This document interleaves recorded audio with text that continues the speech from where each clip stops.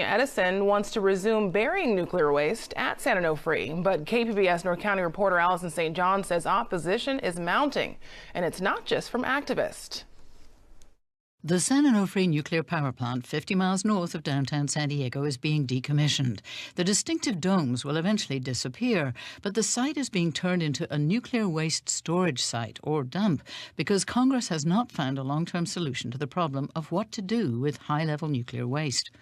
The former head of the Navy in San Diego, retired Admiral Len Herring, is one of the voices sounding the alarm about the way Southern California Edison is going about storing spent nuclear fuel at San Onofre. I'm an advocate for nuclear energy. I'm not a believer that it needs to disappear. But the proper handling of the material is what we are talking about here. The decommissioning of the Songs plant involves the handling and the storage of nuclear waste in a fashion that is, for all practical purposes, not being done safely for us. We get solar wind sample. We get out the atoms from that sample. In his lab at UCSD, scientist Subrata Chakraborty feels the same way about the iconic San Onofre site. I have a kind of soft corner toward nuclear energy because it's one of the biggest energy source. And when I came here like 16 years ago, I saw this nice dome, and then I was fascinated about it. But after Southern California Edison had a near-miss accident last August while moving the nuclear waste, Chakraborty agreed to work with physicist Tom English to analyze potential problems with the way the operation is being conducted.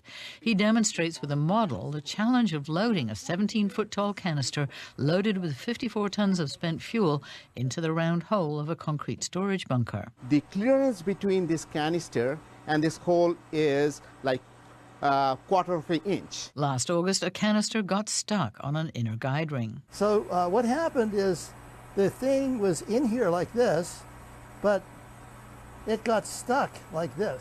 The loaded canister nearly fell 18 feet into the bottom of the hole. This crisis was narrowly averted, but English and Chakraborty point out that a Nuclear Regulatory Commission report on the near-miss accident says virtually all of the 29 canisters already loaded likely got scratched repeatedly on the way down. Well, let's suppose they get it past the ring a little bit. Okay, then they're going to continue the process of move it down a little bit, move it a few inches here, move it there. And what's going to happen is every time you move it, this giant weight of 54 tons bangs into the canister, bangs into the ring. When it bangs in, it makes a gouge.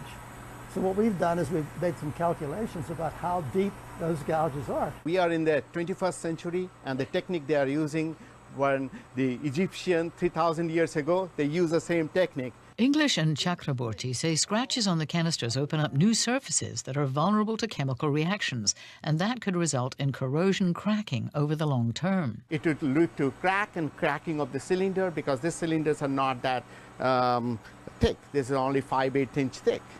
So this is potentially a big issue. Chakraborty says Holtech International, the company that designed the storage system, has included no sensors to detect potential damage.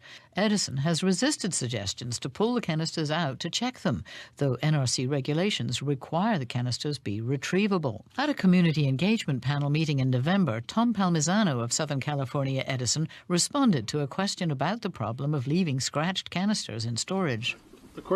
Per the NRC, they're damaged to all the canisters. Why are you still wanting to load if the canisters are damaged already?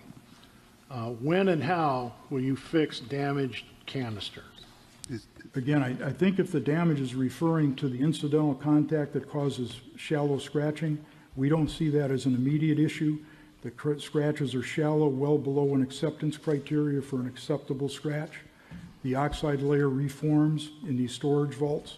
So, quite frankly, we don't have a short-term concern with that. It becomes a long-term aging management concern. But that is exactly the problem, says Chakraborty, who notes that there's no guarantee or even likelihood the waste will be moved within the next few decades. The problem is right now, this level here, the bottom of this cylinder, is 18 inches above the mean sea level. And now after 50 years, when the sea level rise, it is no longer a dry storage, it will be a wet storage. We have all the technology, great people, and we should do better than this. The more I learn about what's happening and how it's being done, the more I'm fearful that we as a population are not being protected by the procedures that are in place. The aspects and efforts that are being done for what I believe now is for the sake of money is in fact putting all San Diegans at risk. Herring is calling for a halt to the process of burying the remaining 44 canisters of spent nuclear fuel. We need to stop, take a break, go back to square one, force the individuals to do the right study and with the right solution so that it does not put San Diego at risk. The Nuclear Regulatory Commission has said it will not give Southern California Edison the go-ahead to resume burying the waste until after a public conference. Alison St. John, KPBS News.